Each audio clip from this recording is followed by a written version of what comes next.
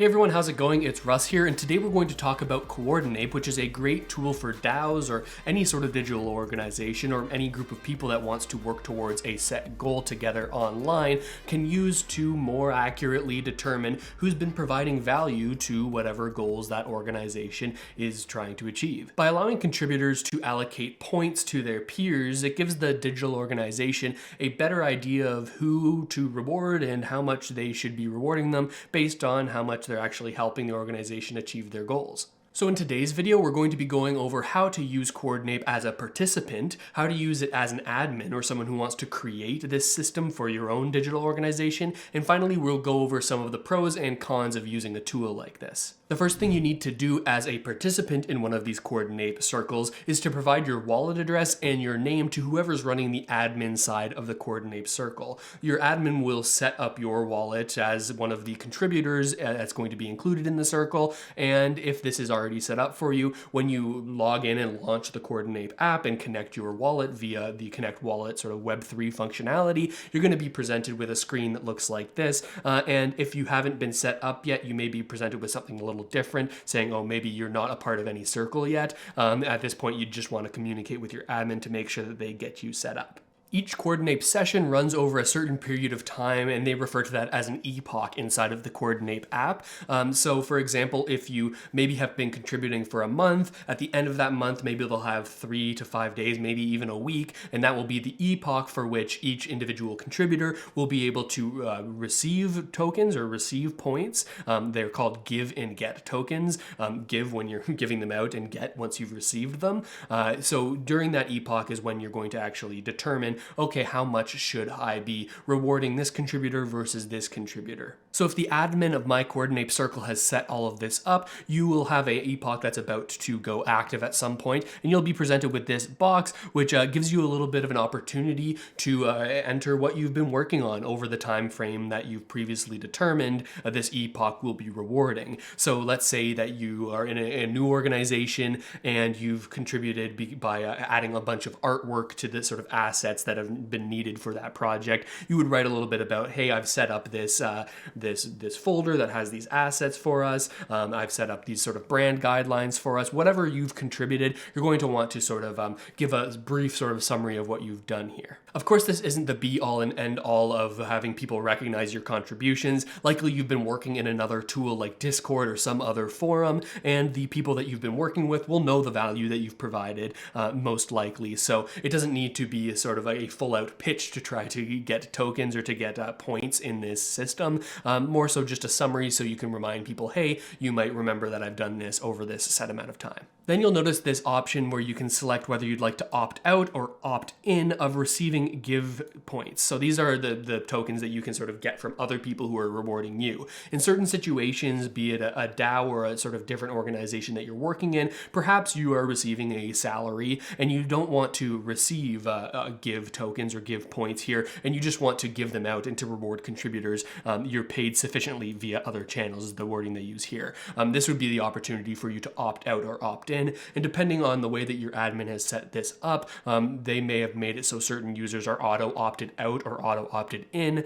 So if you have any problems with that, again, you can reach out to the admin that's managing the circle. One other thing to note is that when you're setting up your Coordinape profile, it's generally best to use the name you use inside of your Discord or whatever team management software you're using. Use the same name and potentially the same profile picture, because this will be able to help people recognize who is who in a way that they may be more familiar with. Like if they have only seen the one profile picture that you've been using inside of Discord and you have a different one on Coordinape, it might not be as clear that the person on Coordinape is the same person that's in the Discord. So just a quick tip there for best practices. Depending on the size of your organization, there may also be a select team menu here where you can sort of choose the people that you've actually been working with. Maybe you're working in a specific working group, or maybe there's only a set amount of people that you're actually interacting with. You can choose that here and set up a team.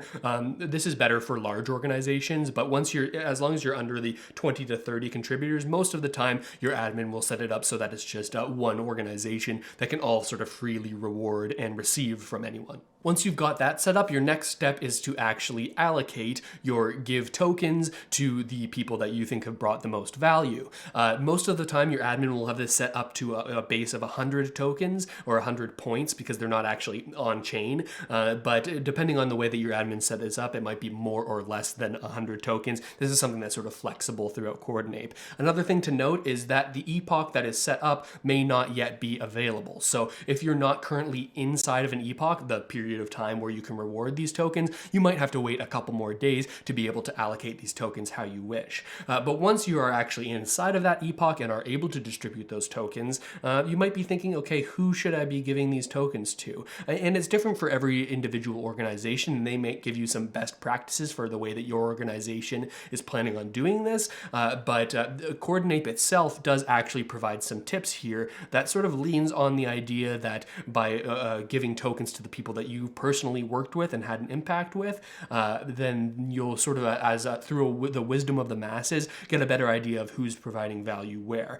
Let's take a closer look at these docs. I think this section of the document provides a pretty good idea on some base guidelines for how to allocate these tokens, and so I want to go over them quickly here. They say that the purpose of the gift circle is to reward all the ways value is brought to your DAO or any organization you're using this tooling for, and over the course of the epoch, each member should allocate their give tokens to other members using whatever logic that makes sense to them, with the goal of making sure that valuable contributions are recognized and compensated as accurately as possible. And they emphasize here that the goal is not to share money equally or give from obligation, nor to pay people that have spent the most time with the organization or the people that should be receiving it. More so, the goal is to reward valuable contributions. And if someone doesn't get any give tokens, that's okay. Maybe they were busy, or maybe they aren't bringing value, and there's nothing wrong with that. I think that this provides some extra modularity to people's contributions inside of the organization. We all have times where maybe we might not be able to contribute as much as we'd like, but using this Coordinape system, that's okay. Perhaps you just might not receive as much that epoch, but you can pop back in and then continue receiving this sort of tracking of your contributions when you're available to contribute. And they say to use your own judgment in allocating give tokens. In general, give them what you have firsthand experience of people creating value. And if you're working with someone on a project and you think they did a good job, just give them some give tokens. And try not to allocate based on who's supposed to get them or based on hype. Give it where you actually see the value happening, and that's going to be long-term most helpful for your organization because you're going to be more accurately rewarding the people that are contributing to achieving the goals of that organization. Now, once you've allocated all of your points or your give tokens and received your get tokens, you can actually see from a pretty high level where this value is flowing and who's contributing who through seeing the Coordinape circle map. Let me show you what I'm talking about here. This is a quick example. You can see on any given user who they've actually given to and who they're getting from, and you can sort of track and map your organization through this tool. And I think it's great for DAOs or any other organization